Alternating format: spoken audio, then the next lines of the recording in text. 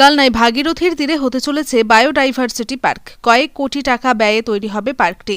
আজ সমস্ত এলাকা পরিদর্শন করলেন কালনা পৌরসভার চেয়ারম্যান আনন্দ দত্ত, ভাইস চেয়ারম্যান তপন পোরেল, পৌরসভার আধিকারিকবৃন্দ। সমস্ত এলাকাটি ড্রোনের মাধ্যমে ছবি তোলা হয়। কিভাবে কি করলে কতটা সুন্দর হবে এই জীব বৈচিত্র্য পার্কে, কি কি জিনিস তুলে ধরলে মানুষের কাছে বেশি গ্রহণযোগ্যতা পাবে, তাই প্রাথমিক পর্যায়ে আজকে ড্রোনের মারফতে ছবি তোলা হয়।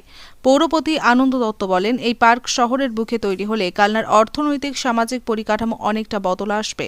মমতা ব্যানার্জির উন্নয়ন চারিদিকে চলছে, কালনার জন্য তিনি অনেক কিছু করেছেন। আগামী দিনে আরও উন্নয়নমূলক কাজ হবে বলেই তিনি জানান।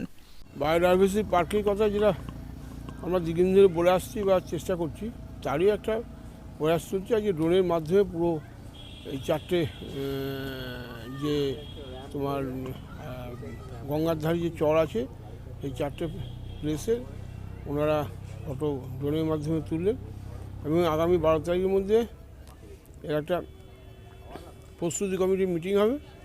সেখানে ওনারা ওই ম্যাপের মাধ্যমে দেখাবেন যে কী কী করা সম্ভব, কী করলে এরা মানুষের কাছে গ্রহণযোগ্যতা আসবে, তার সঙ্গে সঙ্গে প্রকৃতির ভারসাম্য থাকবে।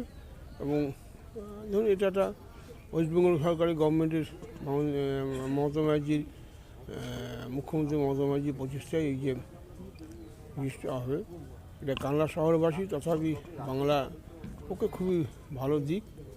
দেখা যাক, চেষ্টা চলছে। আমরা কালনা পৌরসভার তরফ থেকে সকলে আপ্যায়ন চেষ্টা করছি যে এনাদেরকে।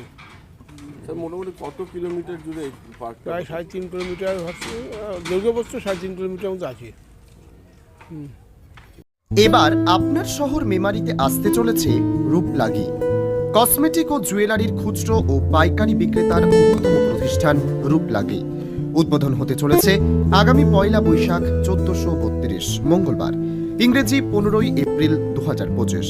রূপলাগি সেবা মেডিকেল হলের পাশে, নিউ মার্কেট, মেমারি, পূর্ব বর্ধমান।